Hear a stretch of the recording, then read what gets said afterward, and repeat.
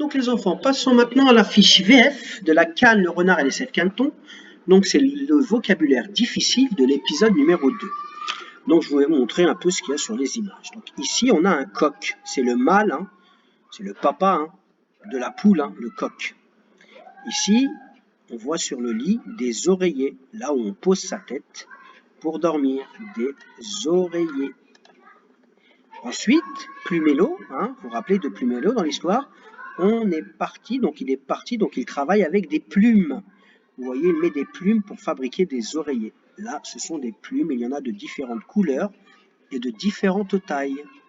Donc là, le linge, c'est ce qui est sur la ficelle. Le linge, ça peut être le t-shirt, des chemises, des pantalons. Donc on a étiré le linge dans le jardin. Ensuite, ici, vous voyez, il y a plein d'étalages où on vend des fruits et des légumes. Donc on est dans le marché, les enfants.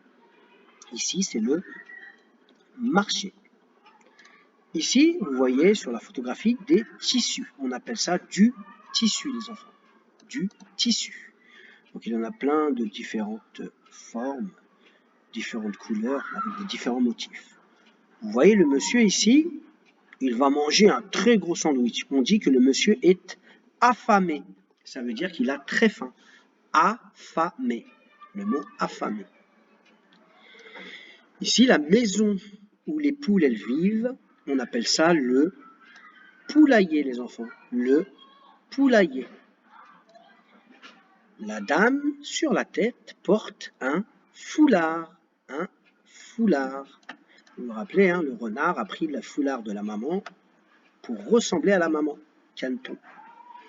Ici, là où on est en pleine nature, c'est un champ. C'est-à-dire qu'on a planté des graines pour faire des choses. C'est un champ. On appelle ça un champ.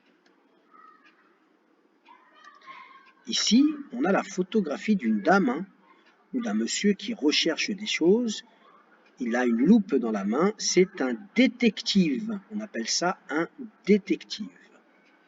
Sur la photo suivante, les enfants, on a des grains de maïs. Des grains de maïs. Et sur la dernière photographie, vous voyez, hein, ici on a le dessin d'une porte. Et en dessous de la porte, il y a souvent un petit trou qui laisse passer un peu le vent. On appelle ça la fente. La fente, c'est par là que les canetons se baissent et regardent les pieds du renard dans notre épisode numéro 2. Voilà pour le vocabulaire de l'épisode 2. Bon courage!